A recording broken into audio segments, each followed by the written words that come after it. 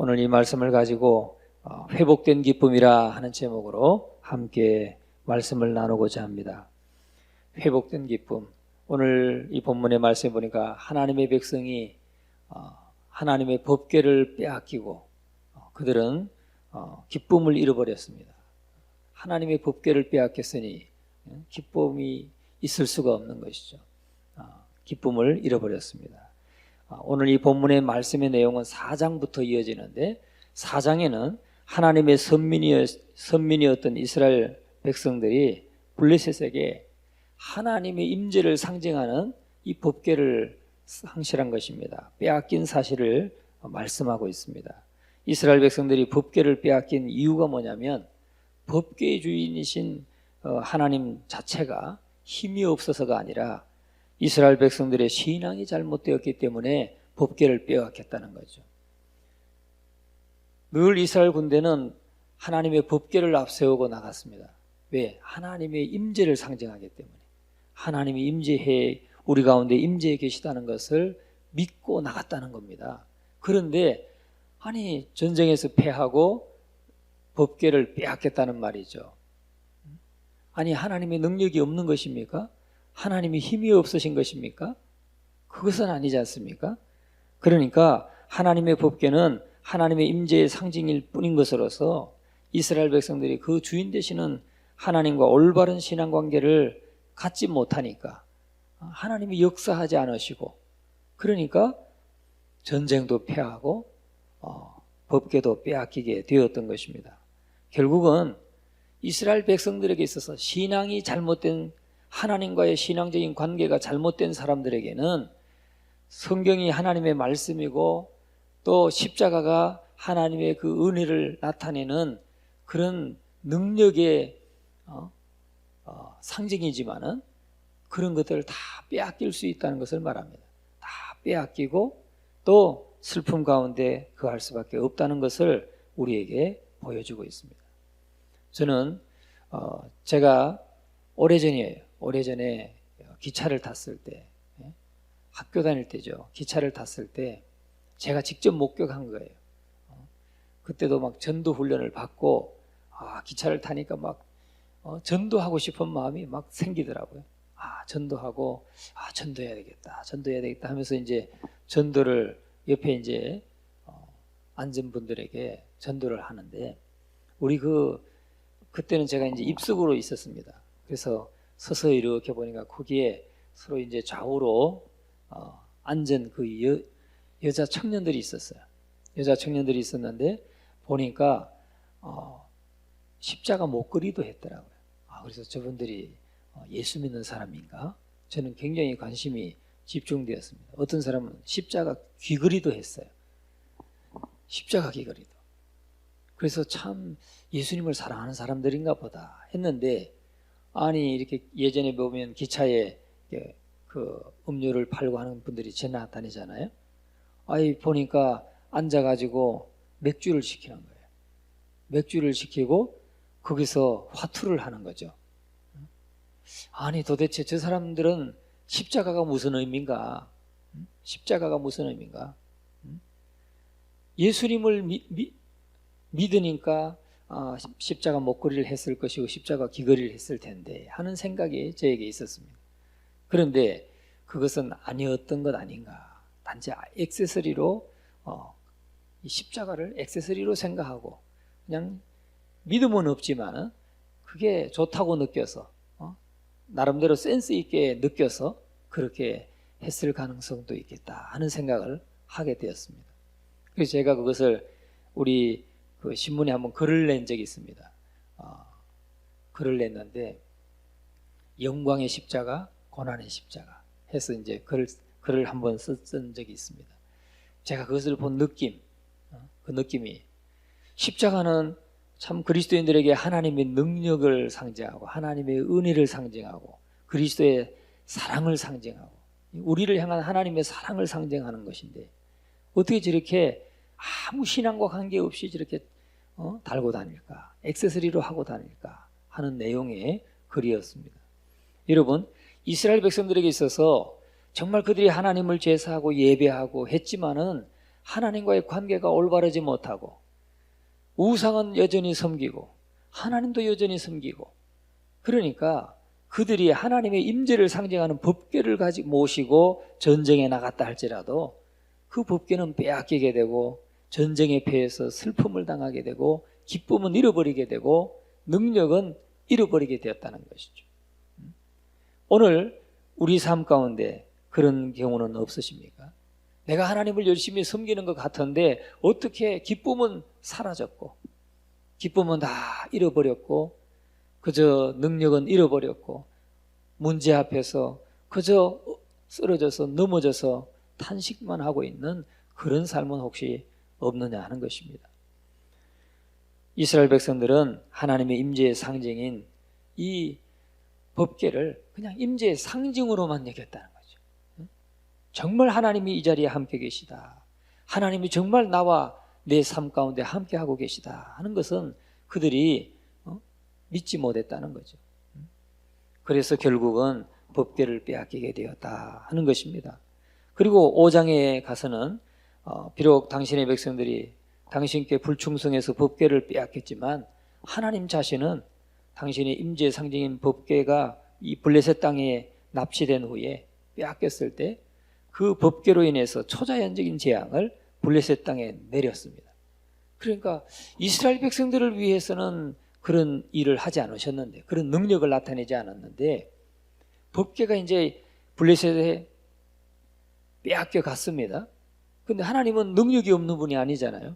하나님은 능력이 여전히 있으신 분입니다.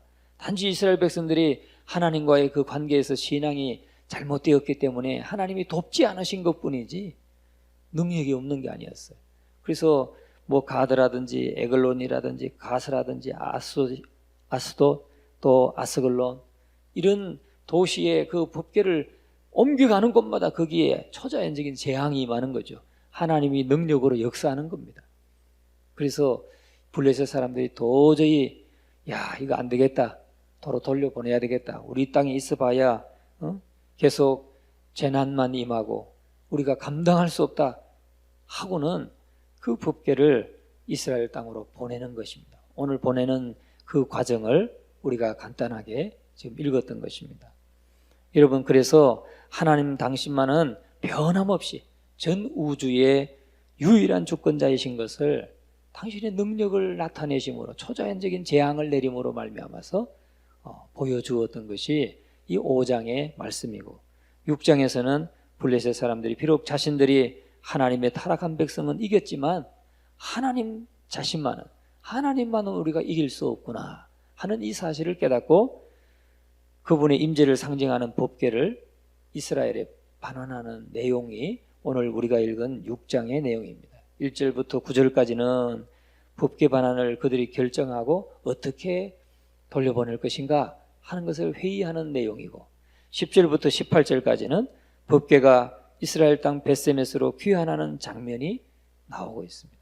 그리고 또 19절에서 21절까지는 벳세메스 거민들이 그 법궤를 들여다보다가 큰 재앙을 만나는 그러한 내용이 오늘 본문에 전개되고 있습니다. 여러분, 하나님의 백성은 하나님께 불충성할 때에, 하나님과 올바른 신앙관계를 맺지 못할 때에 하나님의 임재의 상징이었던 법궤를 빼앗기게 되었다는 것입니다. 오늘 저와 여러분, 우리 가운데 정말 기쁨을 잃어버리고 또 영적인 힘을 잃어버리고 낙심해 있거나 한다면 우리의 신앙을 다시 한번 점검해 볼 수 있기를 간절히 축원합니다. 하나님과 나와의 관계, 하나님과 나와의 이 신앙적인 관계를 다시 한번 점검하고 돌아보고, 왜 성령을 모시고 우리가 살아간다면 날마다 성령이 주는 기쁨이 있고 어떤 문제가 있더라도 그 문제를 극복해 나갈 수 있는 힘이 있는데, 이 기쁨을 잃어버리고 있다면 우리가 지금 하나님의 임재의 상징인 성령, 이 성령을 지금 빼앗기고 잃어버리고 있다는 사실이죠. 그러니까 우리가 그것을 다시 한번 돌아보고, 정말 하나님이 함께 하심이 없을 때, 하나님이 함께 하시지 않을 때 우리 삶은 실패할 수밖에 없고 넘어질 수밖에 없다는 이 사실을 다시 한번 확신할 수 있기를 바랍니다. 우리의 대적 마귀에게 이리 끌려다니고 저리 끌려다닐 때 우리는 기쁨을 잃어버릴 수밖에 없다는 것이죠. 오늘 이 시간 다시 한번 우리의 자신을 돌아볼 수 있기를 주님의 이름으로 축원합니다. 하나님 자신은 그 법궤를 통해서 역사하셔서 결국은 최후까지 법궤를 실은 어미 2마리 소가 결국은 벳세메스로 직진해 가는 모습을 우리에게 오늘 보여주고 있습니다.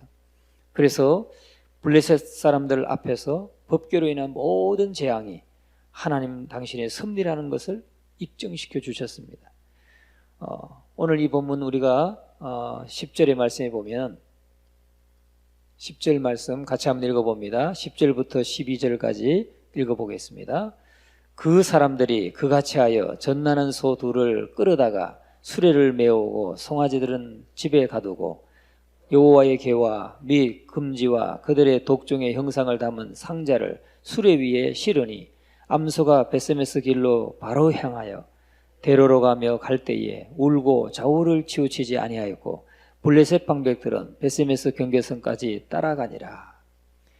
여러분, 오늘 이 본문의 말씀에 보면 그 블레셋 사람들은 사실은 하나님의 율법을 모릅니다. 여기에 나오는 독종이라든지 또 금지, 그들의 독종의 형상을 담은 상자, 이런 것들은 성경적인 것이 아니고 그냥 블레셋 사람들이 이렇게 해서 우리가 나름대로 속건제의 어떤 제물을 그렇게 속건제를 상징하는 제물을 상징하는 것을 담아서 보내면 되겠지 하고 그들의 생각대로 보낸 것입니다. 그 의미가 있는 것이 특별히 성경적인 의미가 있는 것이 아니라 그들의 그 블레셋 사람들의 그 우상을 섬기던 그 마음이 담겨져 있는 것 뿐이라는 거죠. 그런데 지금 멍에를 매보지 아니한 소, 그런데 지금 이 소들은 아직 젖을 떼지 아니한 새끼가 있었다는 겁니다. 송아지가 있었다는 거예요. 그러면 우리가 보면 이 소들을 봐도 짐승이지만 참 아끼지 않습니까? 자기 새끼를 아낍니다. 그래서 보면은 송아지가 와서 이렇게 젖을 물고 젖을 먹을 때 어미소가 그를 핥아주고 또 예뻐해주고 또 이렇게 하는 걸 볼 수 있습니다. 그리고 새끼를 잃었을 때 새끼가 옆에 없으면 또 울부짖죠. 음메하고 새끼를 찾습니다. 그 본능입니다. 어미소의 본능이죠. 그런데 아직 젖을 떼지 아니한 어미소지만 이렇게 수레를 메고 블레셋 땅에서 이 벳세메스 이스라엘 땅으로 지금 법궤를 실어서 보낼 때에 이 블레셋 사람들이 볼 때 이런 소를 데려서 이렇게 법궤를 보낼 때 이 소가 딴 데로 가지 않고 자꾸 새끼를 자꾸 돌아보고 돌아서지 않는다면 이거 분명히 이 재난이라고 하는 것은 하나님이 우리에게 내리신 것이구나, 내리신 것이다 라고 그들은 알게 해야겠다는 거죠. 그런데 직접 그렇게 보내보니까 정말 벳세메스로 향하는 두 소는 뒤를 돌아보지 않고 그냥 끝까지 좌우로 치우치지 아니하고 법궤를 싣고 갔다는 겁니다. 그것을 블레셋 사람들이 지금 벳세메스 경계선까지 따라가면서 보았다는 것이죠. 그래서 이게 하나님의 역사로 우리 땅에 재난이 임한 것이구나 하는 것을 그들이 깨닫게 되었다 하는 것입니다. 여러분, 우리가 이 법궤가 돌아오는 것을 봅니다. 법궤가 돌아오는데 이스라엘 백성들이 그 법궤를 찾아온 것이 아니죠. 이 법궤가 어떻게 왔습니까? 스스로 왔습니다. 하나님의 역사로 스스로 돌아온 것입니다. 블레셋 사람들이 스스로 내놓은 것입니다. 왜요? 그 하나님이 능력을 나타내시고 역사하셨기 때문에 나타냈다는 거예요. 여러분, 하나님은 이렇게 이 일련의 이 사건들이 상징하는 것은 구속사의 큰 의미를 가지고 있습니다. 하나님은 당신이 택한 그 백성들, 하나님께 범죄함으로 택한 자로서의 은총을 상실하여서 심지어 구속사가 단절될 위기에 그렇게 초래했지만 하나님은 그럴 때마다 다시금 당신의 값없는 은혜를 베푸심으로 그 구속사를 회복시켜주고 있는 그 의미를 우리에게 지금 보여주고 있다는 것입니다. 하나님은 한 번 택한 백성은 결코 잃어버리지 아니하시고 각 개인 성도를 위해서 필히 단절된 관계를 스스로 회복시켜 주신다는 것을 우리에게 말씀해주고 있는 것입니다. 때때로 성도들이 하나님을 섬기다가 넘어질 수도 있고 또 낙심해서 넘어질 수도 있고 여러 가지 어려움으로 넘어질 수 있지만 스스로는 그것을 이겨내고 극복하고 나올 수 있는 힘이 없다 할지라도 하나님이 택한 백성이면 하나님께서 다시금 값없는 은혜를 베풀어 주셔서 그를 회복시켜 주신다는 것을 우리에게 말씀해 주고 있는 것입니다. 이스라엘 백성들이 정말 그 신앙이 온전히 회복되고 자기들이 지금 능력을 회복해서 법궤를 지금 찾아오는 것이 아니라 하나님 스스로 블레셋 사람들이 이것을 포기하게 만들어서 다시금 하나님의 백성들에게로 하나님의 임재에 상징하는 법궤를 돌려보내게 했던 이 사실을 우리는 기억해야 될 줄로 믿습니다. 이처럼 스스로 돌아온 하나님의 법궤를 다시금 각성된 신앙으로 하나님의 임재의 상징으로 여기면서 그것을 경건하게 대하지 않고 지금 이 이스라엘 백성들이 그것을 그저 바라보고 그저 호기심에 바라보고 들여다볼 때 모독했다는 거죠. 그래서 하나님께서 구속사의 그 주권을 발휘해서 많은 사람들이 죽게 되었다 하는 것을 말씀하고 있습니다. 우리 19절부터 한번 보겠습니다. 19절 같이 한번 읽어봅니다. 베셈에서 사람들이 여호와의 궤를 들여다본 까닭에 그들을 치사 5만 70명이 죽이신지라. 여호와께서 백성을 쳐서 크게 살육하였으므로 백성이 슬피 울었더라. 참 하나님 스스로 역사하셔서 이렇게 법궤를 되돌아오게 하실 때에 이스라엘 백성들은 참 그것을 하나님 앞에 참 하나님의 역사를 보고 다시금 그 하나님 앞에 겸손히 엎드린 것이 아니라 경홀히 여겼다는 거죠. 하나님의 주권과 은혜를 경홀히 여기고 그저 호기심으로 그냥 바라볼 때에 하나님이 분노하셨던 것을 보게 됩니다.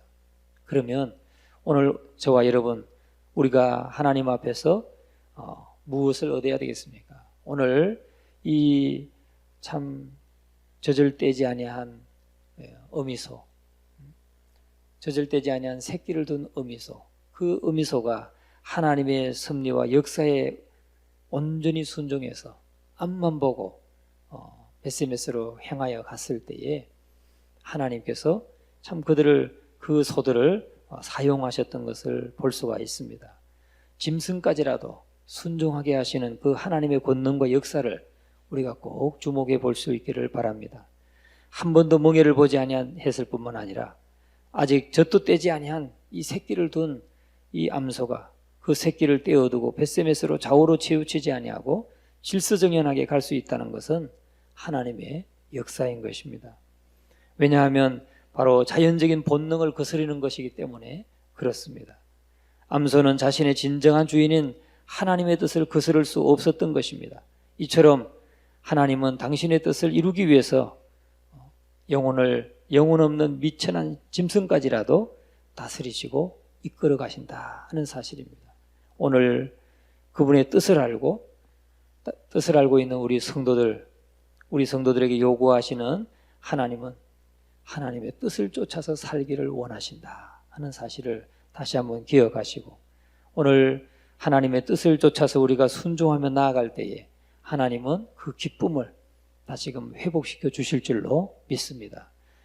기쁨은 잃어버린 기쁨은 우리가 오직 이 베스메스로 향하는 암소와 같이 좌우로 치우치지 아니하고 오직 하나님의 뜻에 순종하여서 나갈 때 그 말씀을 쫓아 나갈 때 우리가 그 영적인 기쁨을 회복하게 되고 또 능력을 회복하게 된다는 이 사실을 다시 한번 기억하는 이 아침, 그래서 주만 바라보는 이 아침이 될 수 있기를 간절히 축원합니다.